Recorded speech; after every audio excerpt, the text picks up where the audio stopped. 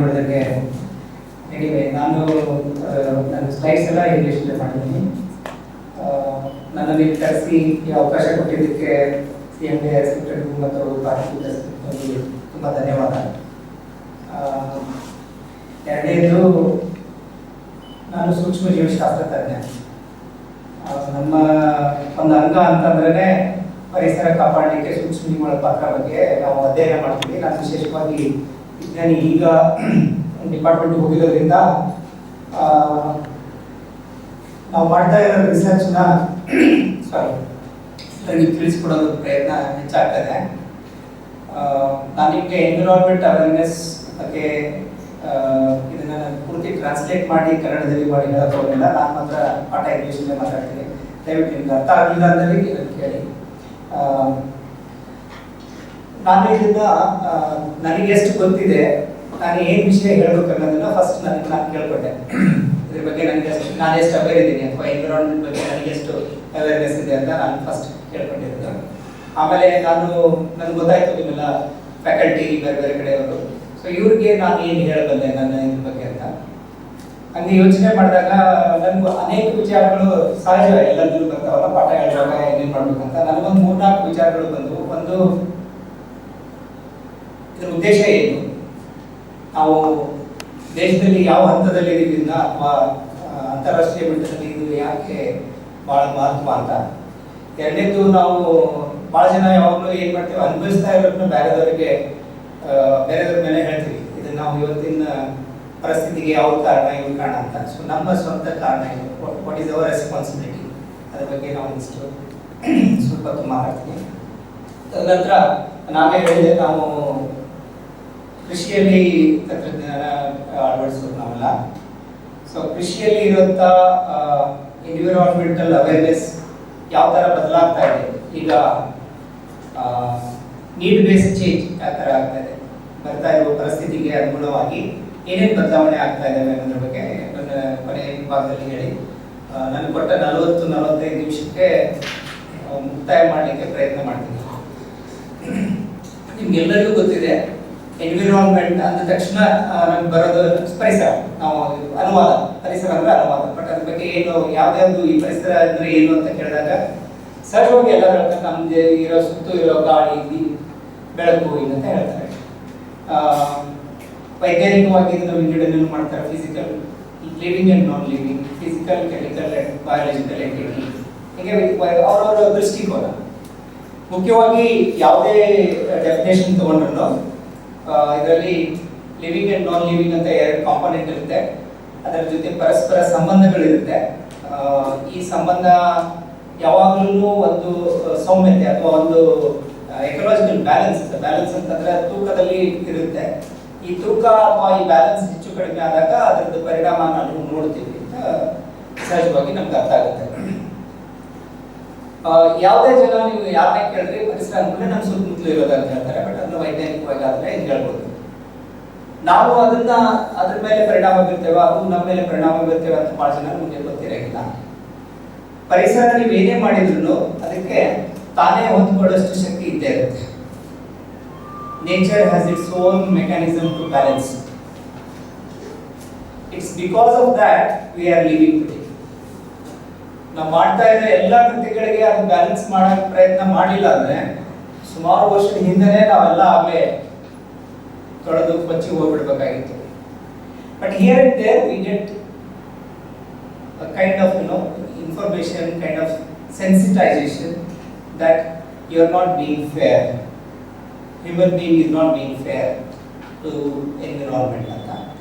So considering our education, our responsibility, existing laws in the country, and what is the present moment trend, and how this education can also be imparted to the students, especially pupils. So I was just thinking, do we influence or the environment influences? Most of us say if a person behaves in a way, we say is environment influence. He has a environment influence for behaving like that. Correct? We always say that.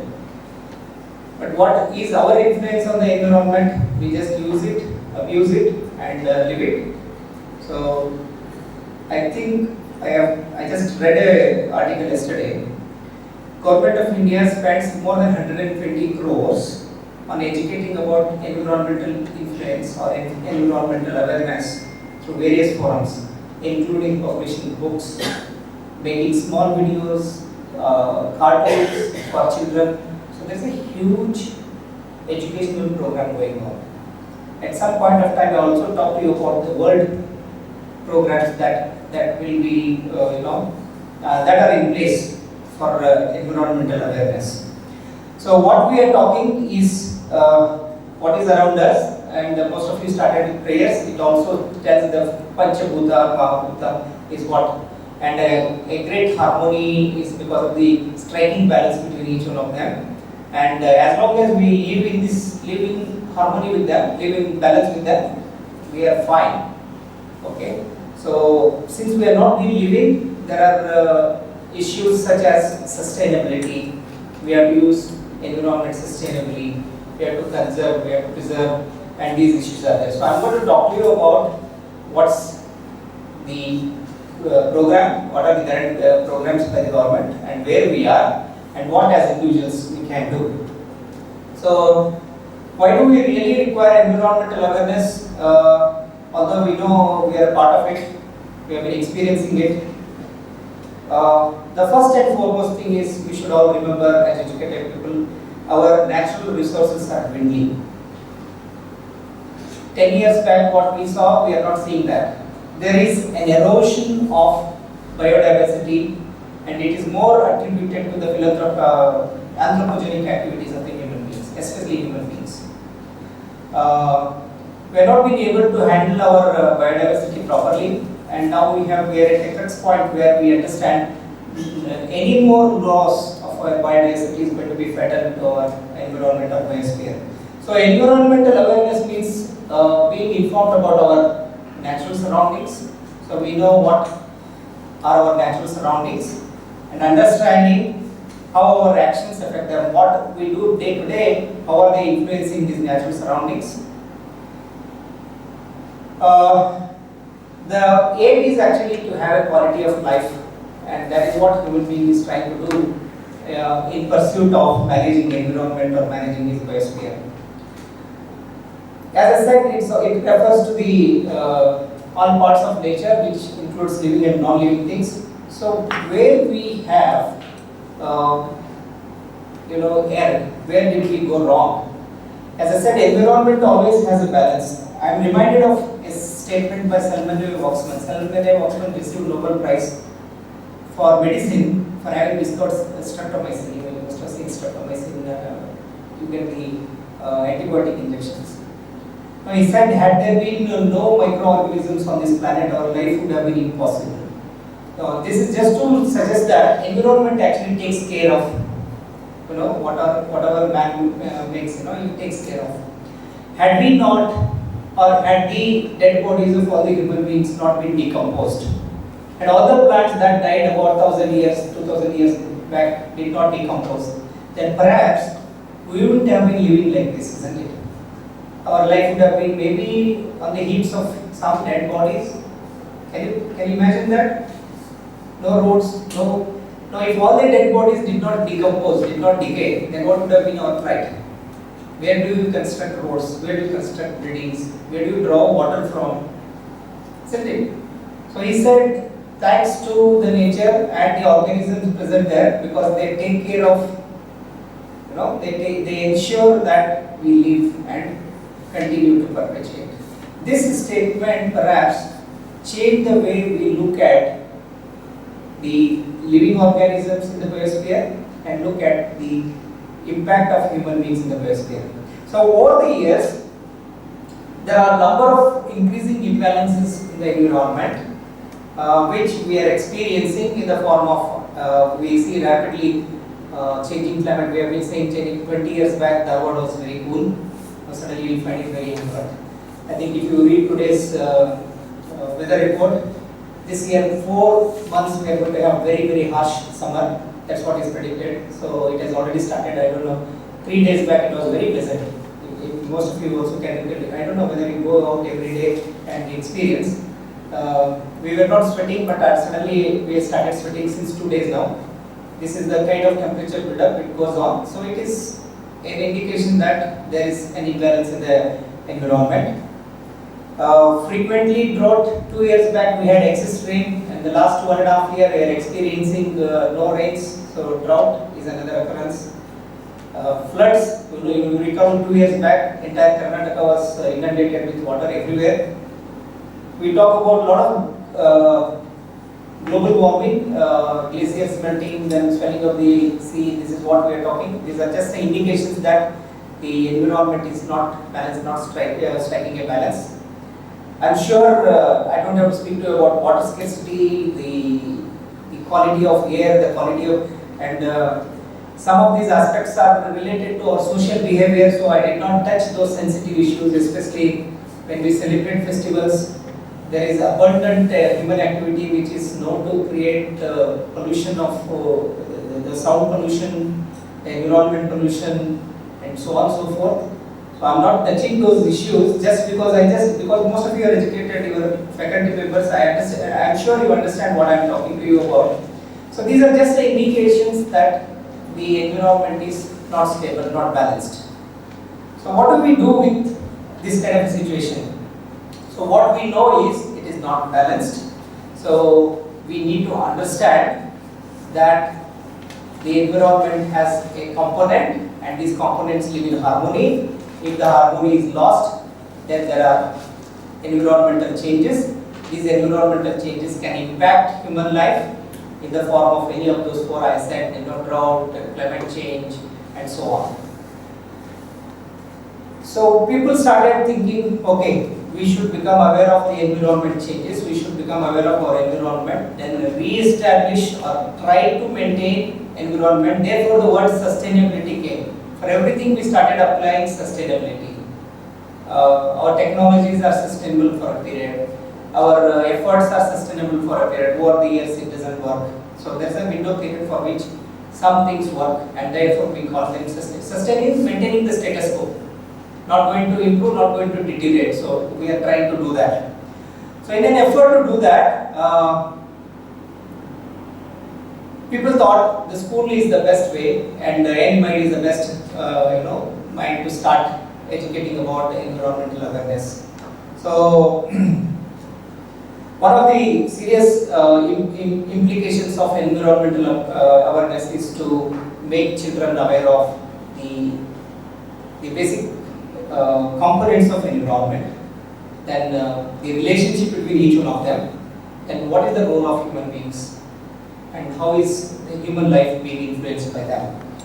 So as a result of this, I don't know whether I studied in NCERT syllabus 40-45 years back.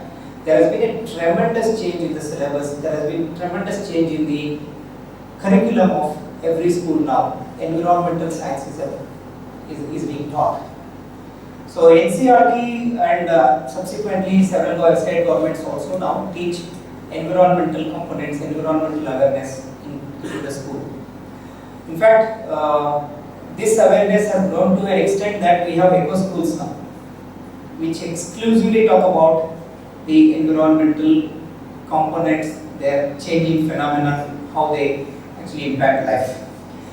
So global initiative started in 1994 just to address and bring about a kind of formal education, formal kind of awareness programs into the school, and it covered about 68 countries by 2019, and about 19 million students were covered under this. As many as 1.4 million teachers were covered.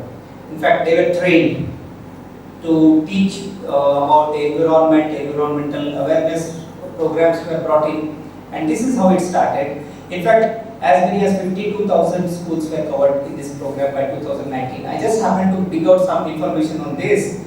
There is a marginal increase in this, which means that lateral expansion is not there, but intensive programs are on in certain, very intensive programs are on in education institute. One of the greatest stride towards this was to catch up young mind. Right stage to bring in awareness was thought to be. So Initially it was taught as pre-university or 10+2 system, then it brought down to higher education, 8+8, 9, 10. Now it is starting at third standard itself. So first 2 years it is not the third standard, they start teaching about environment and how it influences human life. One of the outcomes of this is to teach children how to adopt and inculcate eco-friendly practices.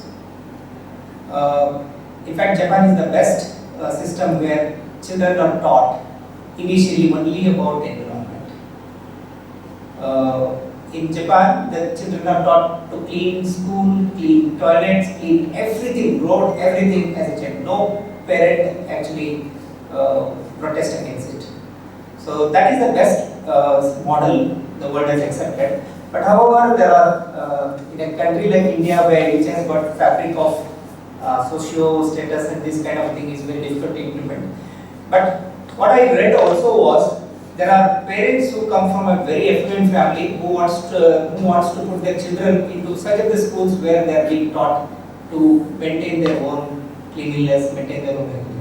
This got extended beyond just education, and people thought about go green. Go green is a call. It's a call to switch over from taxing practices to socio or economic practices which do not impact the environment. So all that you are doing every day, evaluate it and see whether it is going to hit the environment or is going to create a kind of bad impact on the environment. If that is there, then switch to other options. So one was made to choose practices which were pro or eco-friendly. We normally call it as eco-friendly. So the idea was to restore. That was the first stage, to restore. So go green, now tree felling is prevented just to go green. The implication is maintenance of green, but the impact is on a larger scale, oxygen enrichment of the environment and so on and so forth. So these kind of things are being now taken as movements, mass movements, social events. Protecting environment, there are a number of rules and regulations that have come up. One of the greatest achievements in the last 10-15 years in India is the ability to handle waste. So waste management, waste generation has been addressed in India, though we see it's in a great shambles everywhere. So in fact, I don't know whether we share this many times. How do you say some cities approaching when you are traveling? So you are waken up by a bad smell or suffocating environment or some crashes. If it is a daytime, it is that. Otherwise, if you are getting a bad smell, you will see some big city must be approaching. This is the way we identify. So that's what we have been doing. Thanks to a number of initiatives in India where we have changed our scenario. I just come back to that. Then there is now formal education. The awareness program were brought into formal education in the curriculum as such. People started describing types of waste. In India now we are conscious about e-waste. At least we are now sure about what is industrial waste. Even the children know what is industrial waste, what is domestic waste, what is e-waste. E-waste, again we are the largest dump site for e-waste. But we know of late the curriculum also involves what are toxins, what are poisonous things. So this is actually brought into curriculum now. So as teachers, we must actually handhold a child and probably impart those sensitive issues which a child should pick up at an early age and carry it forward for the rest of it. And that kind of a transformation is what is going to bring in a sea change in our attitude towards environment. Okay, we now have Environmental Protection Act. This Environmental Protection Act, we should also appreciate we have now Ministry of Environment. It was already something else. So once you have a ministry has to function. So there is a set of hierarchy developed and they have to formulate. So we have in India the Environment Ministry and environmental programs. There are a number of programs drawn by the Environment Ministry. Some of them basically were afforestation and Of late, we have been addressing the conflict between wildlife and humans also. So a lot of rules and regulations have been brought up. I think we need to teach our children, and not just the children, anybody, everybody, that we have this, we have to sensitize them what is the role of human beings in this. I'll come to that slightly later. Even now, we can't practice anything, everything. There are what are called as legal do's and don'ts. Legal don'ts are punishable. Earlier, legal don'ts is just a moral lesson. Okay, don't do this. Now, if you still do it, it's punishable. So there are acts, number of acts being brought. Incidentally, these programs have been actually channelized through various spectrum of society, right from the social fabric of now it is also running in Gram Panchayat, but essentially it is a part of every school. I think students' activities, especially afforestation, there is a tendency to educate students about kitchen garden. I learned that in India, a lot of school syllabus includes kitchen garden, grow trees, planting trees. Vana Mahotsava is another program which is done in September. And these are kind of activities, not just the kind of programs for creating awareness, but also bringing a significant change in the environment towards the restoration of the environment. There are now eco clubs which conduct not only awareness program but also excursions, education, recreation, and number of nature camps, trekking that offer especially a section of society, adolescents, who are not only being trained but also being taught about how to live in the environment. These have doing a tremendous job. The best is Himalayan mountaineering, which trains now students even from higher education. Earlier it was only pre-university board, now it is even higher education students are being taught. These have made great impact in India because many of them have been the leaders of social awareness programs, and in fact the trainees who have attended this have turned out to be conservationists in India. That's the reason why I have them here. Now we have Wildlife Protection Act. This is another very important act to protect the environment. Indian Wildlife Act is very, very stringent. Only violators will know how strict it is, but you know about the case of Salman Khan. I don't have to tell you about it. He had to struggle, to just to say that he did not do it, but he was pinned. You also know how strict it is. So we have the Environmental Act, and not just him, anybody who has passion for this kind of coaching and other things now is booked. No matter how big the man is booked. That is the strength of the law. And these in fact have helped to create serene environment, recreate biodiversity parks, theme parks, conservation park. I'm sure you heard something like national parks. You heard of national parks? You heard of reserve forest? Reserve forest nobody can enter, you also know this. These are to conserve, these are to maintain our rich biodiversity. Now, thankfully, we now have environmental codes which also have which are also invested with the local bodies. The panchayats can actually take up this as an initiative. So some violators, there is a small punishment, but the idea is to prevent more of damage done to the biodiversity, and self-help groups, panchayats are roped into this program. There are no only what is called village panchayats and village self-help groups, which are part of the awareness program as well as the restoration of. Some things that we can get started. Teach children about 3 R's, now 3 plus R's. Earlier it was actually called reduce, waste, reuse, and recycle. Now people also say refuse. Refuse certain things. Don't get involved in these kind of things. Just refuse certain acts, refuse certain things.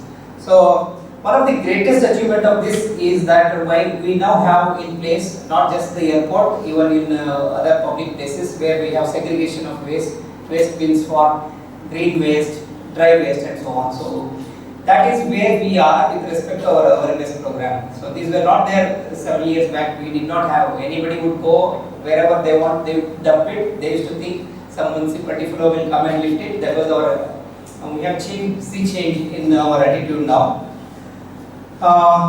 In India, I think one of the greatest social reform is the organization of tree planting. By this time, we should have had 3 or 4 times Indian area being covered with trees, but unfortunately, our success in this is very bad. This has been more of a program on the papers, but wherever school children are involved, and now school children have been advised to bring up one plant, and that plant will be there. It is linked. The growth of the plant and the growth of the children is linked. I think this is a phenomenal change in India, and I understand there are areas where school children have adopted 1, 2, 3 plants and are nurturing them for the last 14, 15 years. I think this kind of a change in India would bring in a lot of, not just the awareness, restoration of our environment. This is what we are supposed to encourage as teachers wherever we work. I think we should mobilize groups and bring in this kind of awareness in them and try to push them towards restoring the environment. Most of us do not cultivate these habits, but if they are done, they can do tremendously. Now, we use a lot of public facilities, public resources like water, light. When we walk into the room, we want lights to be on, fans to be on. But when we walk out, we feel somebody else should switch it off. Now, I think this is a kind of apathy that most of us have developed because we didn't have a formal kind of education. We are not. When I was a child, I did not. I don't think my house had a electricity or fan at all. Fan only very recently I must have used it. Now, when we get a facility, we should actually teach a child what is the cost of running it, how to maintain it, what is its contribution towards pollution. These kind of educations are important. Most importantly, ask them to use it judiciously. Water that is running the tap, we fail, it is not ours. Isn't it? I was living in a place where everybody used to open the tap, fill the pot and go. The tap used to run. So wherever I used to walk, I used to turn it off. And few of the residents were telling, "Yaar, ye appan mani to padta nahi rehta." That is our attitude. You do it in villages, they say, as if this fellow he comes once a year, he thinks he is going to save. That is not what we should be thinking about. Every drop, the Prime Minister cries that every drop is important and we should actually inculcate. Please teach our own children. Teach our own children how to manage with least quantity of water. How to run life with water is a very, very valuable resource. Similarly, light. When it is used, ask them to use it. When it is not useful, ask them to turn it off. Tell them to put off the fans when it is not used. Tell them to put off the taps. Now, we do it at home. I think the message spreads across, and it should soon become a part of life, not an education. I personally feel this should not be taught. Somehow, in the modern days, we lack moral education. Our education has become more of Western type now, so we are lacking this moral education. Please tell the children, no matter at what age you encounter this, but please tell them, no matter what kind of a response you get, they might, 10 students make fun of you, it's okay, but the contribution, if one of them turns out to be a obedient person, that's what is the greatest achievement. I'm sure as educationists, we should be looking into bringing in this kind of changes in our children. Encourage children to ensure, that's what I'm telling, taps are properly closed after use, the lights are off, throwing the papers. I have seen some of these serene environments where a lot of human activity. After the rain, the drains are choked, the water flows in, and once the water recedes, instead of the silt being there, all these gutka sachets and all these things being on the. I am just saying this because I frequently visit places as an agriculturist. We always find it very difficult. Now, the quantity of plastic that has entered our water, entered our water bodies, and also drinking water is alarming. quantity of chemicals that have entered is alarming. We normally say if someone of us is affected, we seriously think about it. If somebody else is affected, we just make a comment, isn't it? So that's where our attitude should change. I personally feel that we must engage ourselves in all that, in all the acts that protect, prevent abuse of our environment, protect them, conserve them, and maybe we should also look in preserving our rich heritage. Some measures taken by Indian government to check environmental pollutions. These are already there, but I'm just repeating. Environmental codes now don't. There is. You also know if your vehicle is spilling out more smoke, it also is warranting. Environmental friendly products have come. Most of us know. You know that there are ISI standards, which means that the low quality, especially when you use the polythene bags, it's supposed to have a density, it's supposed to have a minimum thickness so that it doesn't disintegrate and then add load. So these have come into force, and they will actually bring out a small change, but the larger change is we must help every bit to abate pollution, to reduce pollution, everything. The R's I have said, the don'ts I have said, never turn on anything which is not required. No unnecessary utilize. What is not ours should not be used. So, in this process, you also know unleading of petrol is another important thing. In agriculture, I think ban on harmful pesticides. And I must tell you, pesticides have changed lives. At least 2-3 stories are very important. You know, DDT. You have heard of this. You know, DDT. You heard. Maybe we were kids when it was banned. We were kids when it was banned. 1986 it was banned. What a compound, we still remember it. We still, it's available also, it's available. BHC is available, DDT is available. These are actually compounds which were banned in 1986. The pesticides were in aftermath of war. When the Second World War broke out, it was supposed to kill other countries. This was targeted to something else, but suddenly they became tools for controlling insect pests and all. DDT, I have to tell you, FAO reports that after 28 years of banning, it was found in a mother's milk. That is our story. That's one instance to tell you why we should be aware of. I must tell you a story of cancer train. Most of you also must be knowing this. There's a train which runs from Punjab. You must have read. Okay. Yeah, you know the story. So it carries only people who are BP, and the train gets the name because it is cancer patients which are ferried, and that's how. You know about the story of monoprotophos? Monoprotophos in a country like India was sprayed using aerial vehicles, including helicopters. It was actually dumped. It entered all good quality water bodies where people were drinking. Somewhere it was spread, somewhere it was found.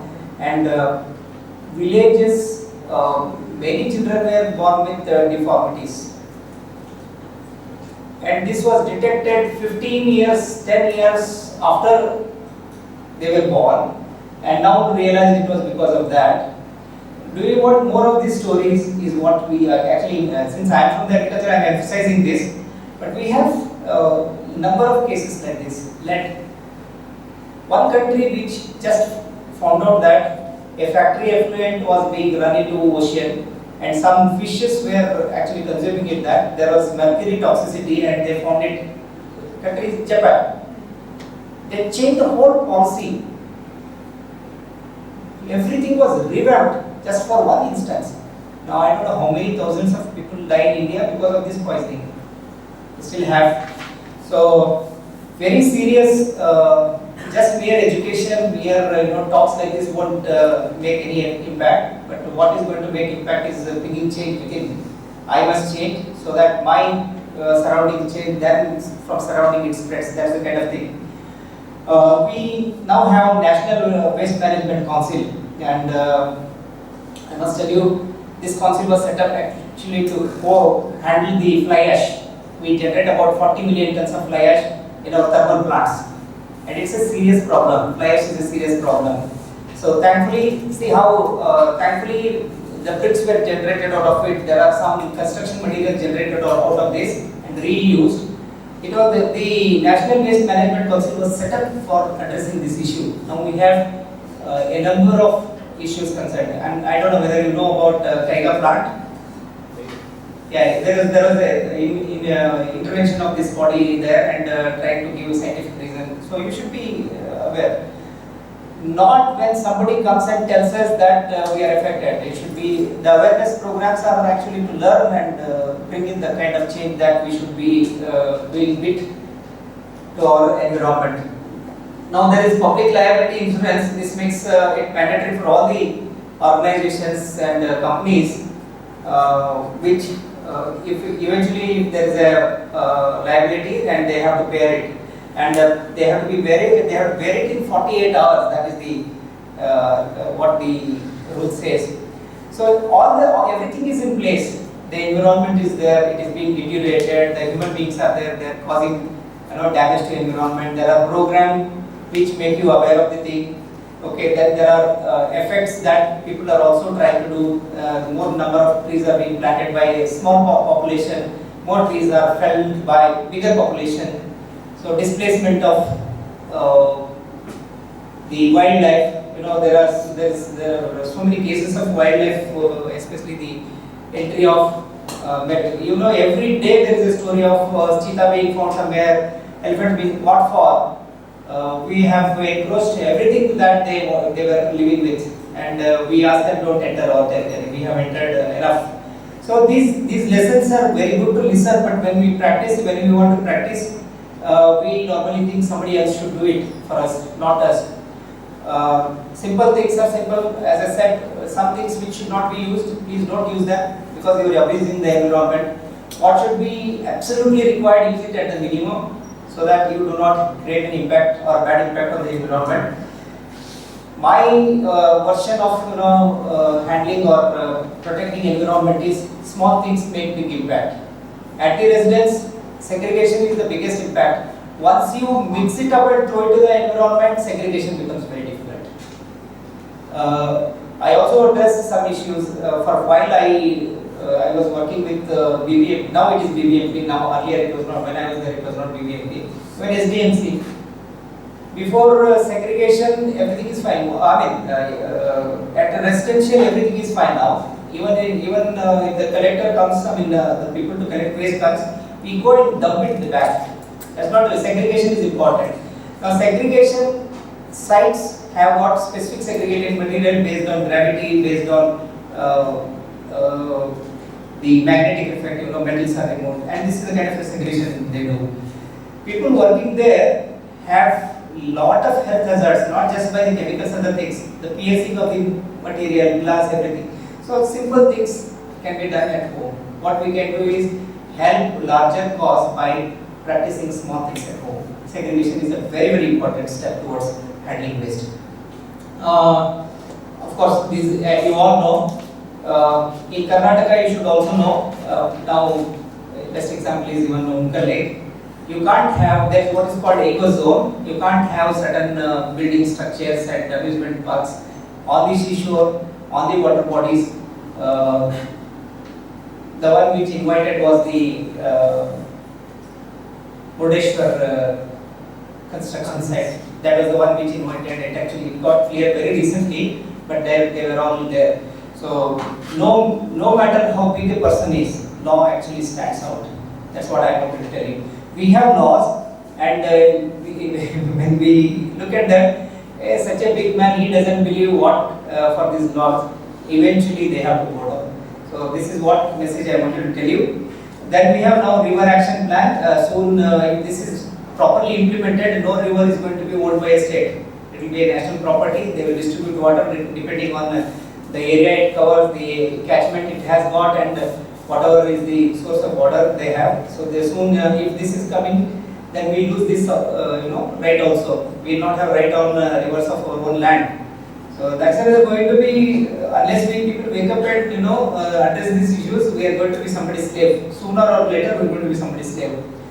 We now have a solar energy commission. One of the greatest implementation of this is going to be conserve a lot of environment, especially from the point of view of destruction of forest, from the point of view of degeneration of our diversity. So I don't want to touch the last one. Most of you are aware, smoking zone everywhere now. You can't have open smoking. That is another strict law. So we should respect. People who travel know this. There is a smoking zone. If you open the door, it will be like a hot furnace, where smoke blows out.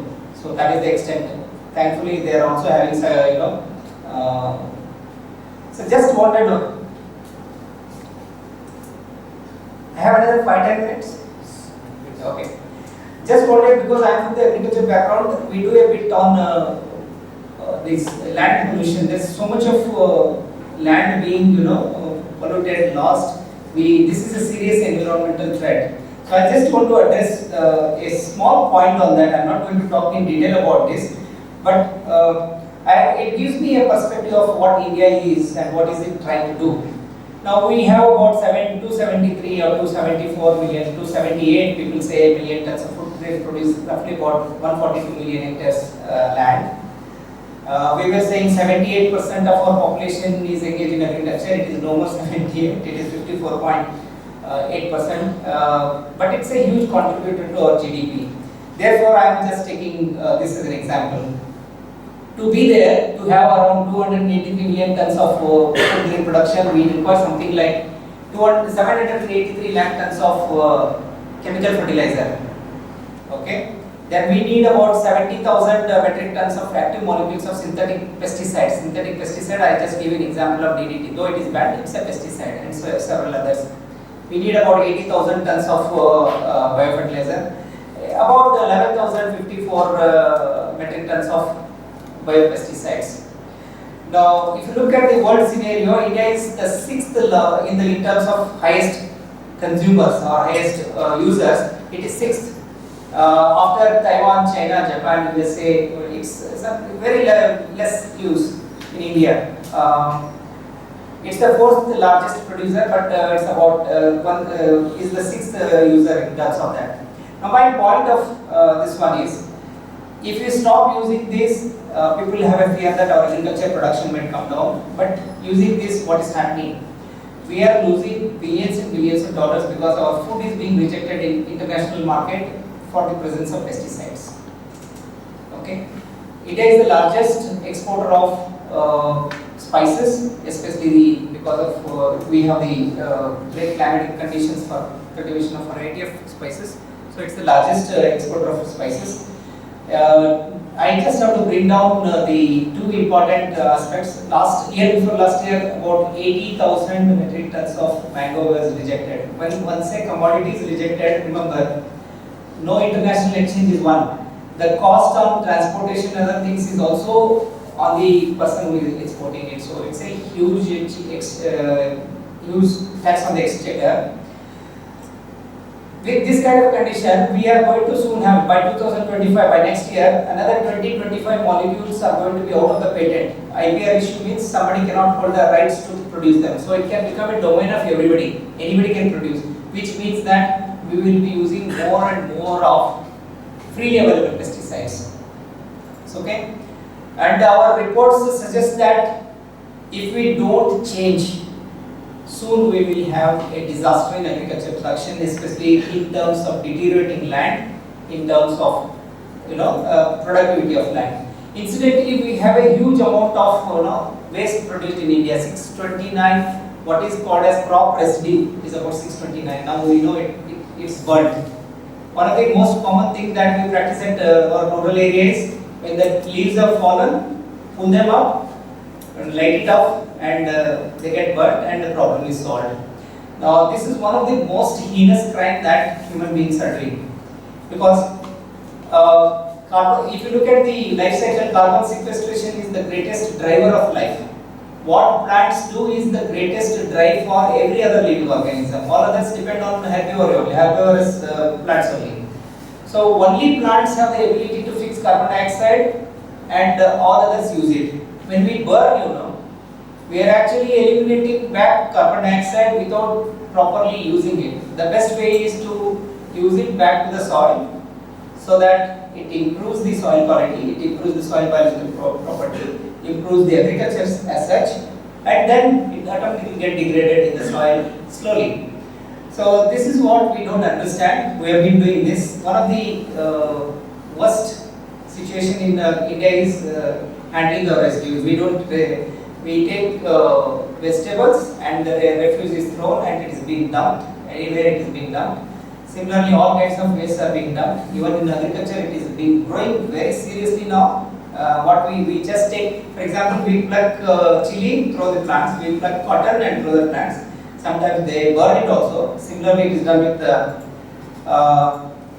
this is how we handle residues. Leave it for themselves, burn, dump wherever you find a dump site, dump it. Or many people even in the field they burn. Okay. Our research says that when you burn, to put back the life into the soil with all the kind of practices, it takes about 7 to 8 months. So that is the reason why I wanted you to understand burning is not a good practice. So wherever we have water, we think it is our right. Whether plant requires or not, we use, and this is mostly an abuse of natural resource. So what we have been practicing is all this kind of thing. This eventually leads to salinity in the soil. Every year, a huge quantity of land is becoming degraded, unfit for agricultural production because of this kind of practices. So what we actually advocate, people also now know the importance of residue management, and especially in agriculture it is important because it contributes to the soil biological property and physical property of the soil. And therefore, as university we have a product, we have developed a product which is called compost culture, has nitrocellulosic fungi, which you can use either in situ or ex situ. I am just saying this. Next time please don't burn. If you can heap it in a place, use this. It makes the entire thing to a uniform compost, which you can use it to your plants or you can use it to your field also. We demonstrated this to about 1,500 farming families just to prevent them from burning and mishandling the residue. We followed it up. See, wherever we applied, you can see the entire heap gets composted very uniformly, very high quality compost, and this can be used both in situ and ex situ. There are always alternatives. Please look into alternatives. When we think of a solution, we must think of solution which is pro environment or in line with the environment. Any small disturbance to environment, at some stage we will be affected. So I am just given to understand next time when we step onto a soil, remember these organisms also live there. If they live there, we live here. And to be here, they have to be there.